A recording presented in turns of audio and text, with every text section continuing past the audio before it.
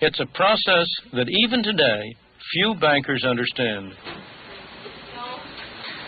If you ask an individual banker whether he creates money, he'll look at you as if you're mad. Of course not. He'll say, I don't create money. All I do is I accept deposits from my customers. I put a little of that deposit in the vault as a reserve, and I lend the rest out. I don't create money. From the point of view of the economist, the situation is very different. As I've explained earlier, most of the deposits on the books of banks were put there by an accountant's pen. But that simple fact is concealed from the individual banker because it doesn't happen here inside the bank. It happens as a result of the transactions between banks. As the men who ran the Federal Reserve knew very well, it happens when money loaned by one bank is deposited in another bank to be loaned out yet again. In the Depression, the process was working in reverse. The banks were destroying money. Nonetheless, the Federal Reserve let it happen. The end result was that by the time the whole sorry episode was over, by 1933, the quantity of money in the United States had gone down by a third.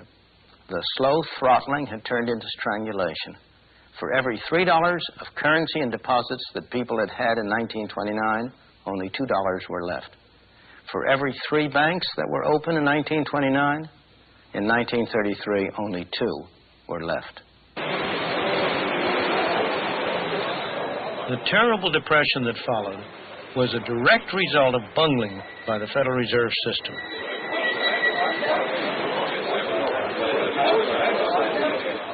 Their monetary policy stifled any hope of economic recovery. Worse still, America's depression was to become worldwide because of what lies behind these doors.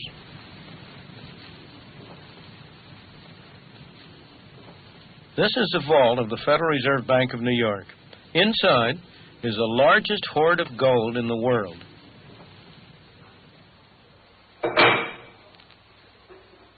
Because the world was on a gold standard in 1929, these vaults where the U.S. gold was stored provide an excellent test of where the Depression originated.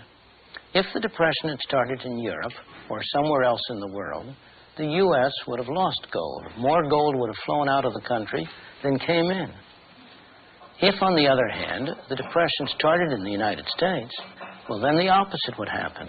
More gold would come in from abroad as the effects of our depression spread there than went out abroad. In reality, that is exactly what happened.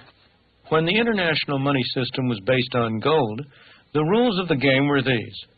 The gold in the United States was supposed to control the amount of money issued by the Federal Reserve. In turn, the amount the Federal Reserve issued controlled the amount of money issued by the commercial banks, which in turn controlled the amount of money that individuals, businesses, and industry could get from the banks. The result, a monetary structure, all supposedly tied to the amount of gold in the vaults in the United States. But in 1930, the Federal Reserve didn't play by the rules. It stood by as banks started to collapse, and with each one that went, the money supply fell. Businesses and industry inevitably began to fail. Americans, now poorer, bought less from abroad. Britain was one of the countries affected. Like the United States, Britain had its own monetary structure tied to gold. The trouble was that Britain could now sell less abroad. It cut down the amount it bought from abroad, but not by enough. Under the rules of the gold standard, it had to pay the difference in gold. With every bar of gold that was shipped out of Britain, the amount of money decreased. A depression that was already underway in Britain got worse. British gold flowed into the United States, supposedly to form the foundation of a new slice of the monetary structure. But the Federal Reserve didn't let it. The gold was simply locked away. The results? Britain remained in trouble until in 1931 it went off the gold standard, cutting the link between the amount of gold and the amount of money. In the United States, suffering the worst depression in history, There was plenty of gold, but to no avail. Although these events happened almost 50 years ago, many of our policies today derive directly from them. Central bankers throughout the world, government officials everywhere, are afraid of a new Great Depression. They have therefore moved in the opposite direction.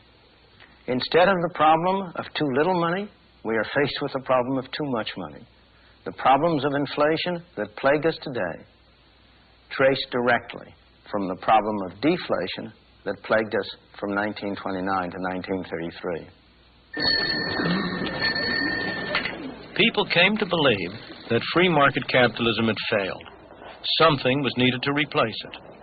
At Cambridge University in England, a new orthodoxy emerged in the 30s, one that has remained powerful to this day.